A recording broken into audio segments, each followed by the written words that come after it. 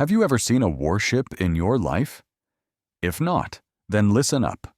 Warships are not just floating metal with guns bolted on.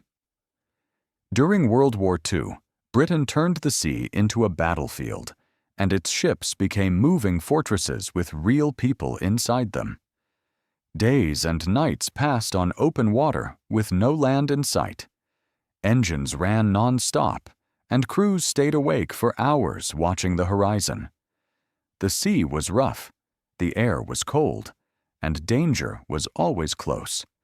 These warships were built to survive and keep Britain standing on the water. And some of these are going to be discussed in this video, so make sure to be with us till the end. Let's start the journey with HMS Warspite, Queen Elizabeth-class battleship. Think about a ship that kept being sent back out even when logic said stop. Warspite wasn't preserved, protected, or rested. She was used again and again until the war itself ran out of time to hurt her. Built as a Queen Elizabeth-class battleship, Warspite carried heavy guns meant for confrontation, not display. During World War II, she moved across multiple theaters, shifting wherever pressure was highest. Damage never removed her from service for long. Instead, repairs were followed by redeployment, often straight back into danger. In 1944, when the war demanded brute force rather than speed, Warspite was placed off the Normandy coast, delivering naval gunfire in support of the landings. Later that same year, she repeated the role during the assault on Walcheren, pounding fortified positions despite her age and accumulated damage. Few British ships were relied upon so consistently, especially so late into the war. HMS Nelson, Nelson-class battleship.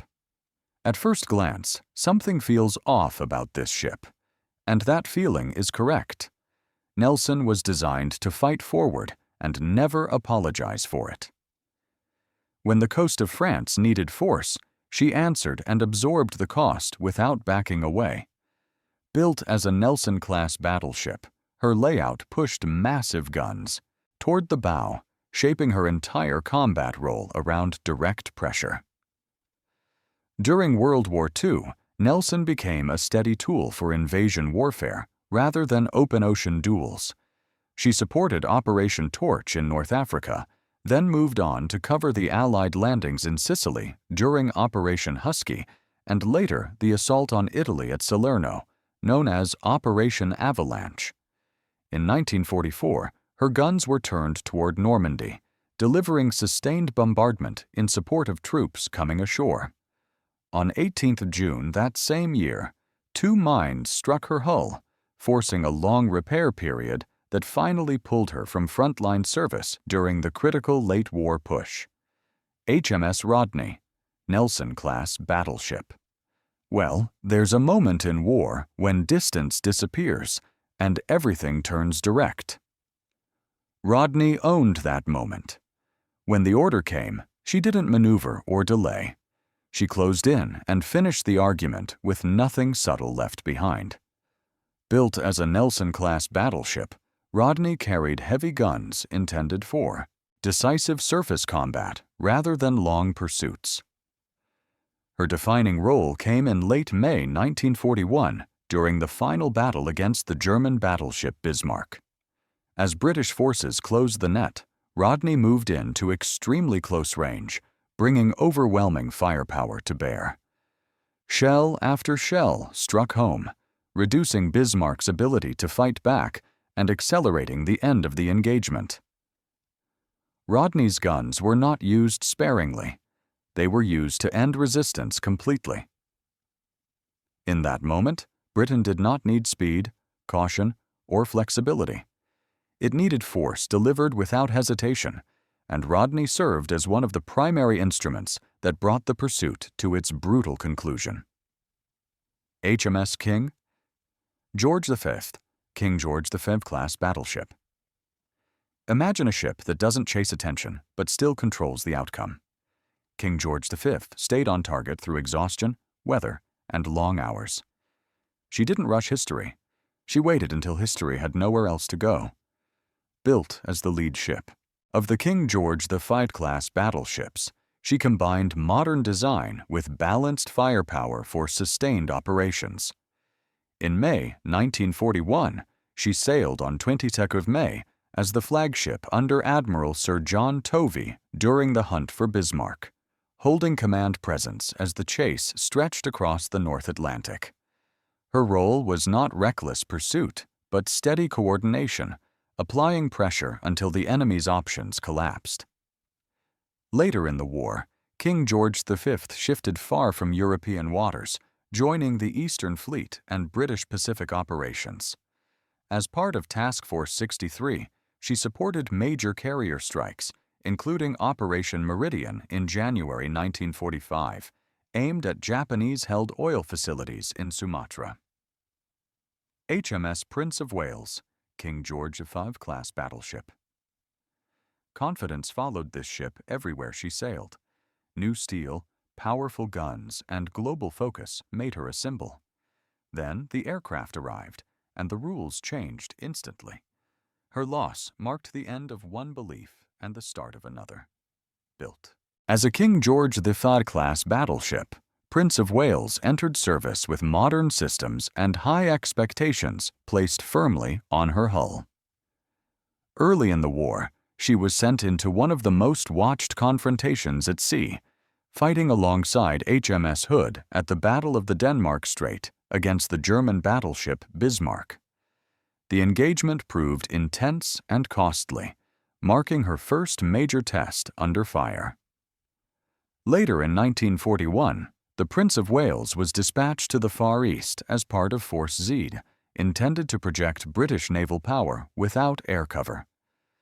On 10th of December 1941, Japanese aircraft attacked relentlessly, and torpedo strikes overwhelmed her defenses. She sank alongside Repulse, redefining naval warfare overnight. HMS Duke of York, King George V-class battleship. Far north, where time feels frozen, this ship moved with purpose. The Duke of York didn't need daylight or spectacles. One enemy's appearance was enough. The battle was short, final, and left the sea lanes breathing again. Built as part of the King George V-class battleships, Duke of York carried modern fire control and heavy guns suited for decisive surface combat. Her defining moment came on 26 December 1943 during the Battle of the North Cape, when German battleship Scharnhorst attempted to attack Arctic convoys under cover of darkness and severe weather. The Duke of York formed the core of the British response, using radar-directed fire to maintain contact despite snow squalls and limited visibility. Once engaged, her sustained gunfire crippled Scharnhorst's speed and fighting ability, allowing British forces to close in and finish the engagement. The sinking of Scharnhorst marked Britain's most significant late-war surface victory in European waters, with the Duke of York standing unmistakably at the center of that outcome. HMS Hood, Admiral-class battlecruiser. Few ships carried expectation the way Hood did. People trusted her simply because she existed. That trust vanished in seconds. The shock wasn't just her loss. It was realizing how quickly certainty can disappear. Built as an Admiral-class battlecruiser, HMS Hood was the pride of the Royal Navy, known for her size, speed, and commanding presence. When World War II began, she symbolized British naval strength more than any other ship afloat. That reputation carried her into the Battle of the Denmark Strait in May 1941, where she confronted the German battleship Bismarck alongside the Prince of Wales.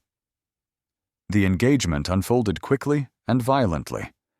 On 24 May 1941, a catastrophic explosion tore through Hood after a shell penetrated her defenses, breaking the ship apart in moments. Out of more than 1,400 crewmen, only 3 survived. HMS Repulse, renowned-class battlecruiser. Speed once felt like an answer to everything. Repulse believed in it. When aircraft entered the equation, speed stopped being enough. Her sinking ended an era where surface ships thought movement could solve every threat. Built as a Renown-class battlecruiser, HMS Repulse was designed around mobility, trading armor for the ability to outrun danger and strike where needed. During World War II, that philosophy was pushed to its limit. In late 1941, Repulse was assigned to Force Z alongside Prince of Wales, sent to the Far East to project British naval power without dedicated air cover. The decision reflected older assumptions about naval warfare that no longer held. The date, 10th of December 1941, Japanese aircraft found the force in the South China Sea and attacked in coordinated waves. Torpedoes struck Repulse repeatedly as she maneuvered at high speed, but evasion was no longer enough. And now let's head to HMS Ark Royal, Fleet Aircraft Carrier. This ship lived under constant pressure without pause. Flights launched, threats circled, missions stacked up. One success changed a pursuit. One torpedo later ended her story. The gap between triumph and loss was dangerously thin. Built as a fleet aircraft carrier, HMS Ark Royal became one of Britain's most active ships in the early years of World War II. She operated wherever air power was urgently needed, from Atlantic patrols to high-risk convoy protection. Ark Royal played a critical role during the hunt for the German battleship Bismarck, launching aircraft despite rough seas and fading daylight. On 26 May 1941, her Swordfish torpedo bombers scored the decisive hit that jammed Bismarck's rudder, removing her ability to escape and sealing her fate. Ark Royal later shifted focus to the Mediterranean, supporting vital Malta convoy operations under constant threat from submarines and aircraft. HMS Illustrious-class aircraft carrier. Night operations weren't routine until this ship made them unavoidable. Illustrious struck sleeping fleets and rewrote naval thinking overnight. Bombs followed, damage followed, survival followed. Change had already been delivered. Survival just proved it worked. Built as an Illustrious-class aircraft carrier, HMS Illustrious was designed with armored protection that set her apart from earlier carriers. Her defining moment came on the night of 11th–12th November 1940, when aircraft launched from her deck carried out the attack on the Italian fleet at Taranto. The strike crippled multiple battleships at anchor and demonstrated that air power could neutralize heavy ships without direct surface engagement. That lesson echoed across every navy watching. Illustrious soon faced retaliation. On 10th of January 1941, during Operation Excess, German Ju-87 and Ju-88 dive bombers struck her repeatedly in the Mediterranean. HMS Formidable, Illustrious-class aircraft carrier. No dramatic entrance defined this career. She mattered because she stayed useful. When air cover was needed, she provided it. When pressure rose, she absorbed it. Quiet reliability became her contribution to victory. Built as an Illustrious-class aircraft carrier, HMS Formidable operated at a time when British carriers were scarce and losses were difficult to replace. During World War II, she served as a frontline asset in the Mediterranean, where air superiority often decided whether invasions succeeded or failed. Formidable supported Allied operations during Operation Torch in North Africa, providing air cover and strike capability as troops moved ashore. She continued that role through the Sicily landings under Operation Husky and later during the Salerno landings, known as Operation Avalanche. Each mission demanded constant aircraft launches under threat from enemy air and naval forces. HMS Victorious, Illustrious-class aircraft carrier. This ship never settled into one identity. Victorious shifted roles, waters, and commands without slowing down. Different flags, same discipline, Flexibility wasn't a feature. It was the reason she stayed relevant. Built as an illustrious-class aircraft carrier, HMS Victorious moved between some of the war's most demanding assignments. Early on, she took part in operations connected to the pursuit of Bismarck, launching aircraft in harsh North Atlantic conditions. She later served on Arctic convoy duty, where cold, darkness, and constant threat from submarines tested both ship and crew. Victorious also played a critical role during Operation Pedestal, the dangerous effort to resupply Malta, launching aircraft to protect convoys under sustained air attack. In 1943, her adaptability reached a rare point when she was loaned to the United States Navy, operating under the informal name USS Robin. HMS Indomitable, modified illustrious-class aircraft carrier. Chance redirected this ship before combat ever began. A delay saved her from disaster, but the war collected its payment later.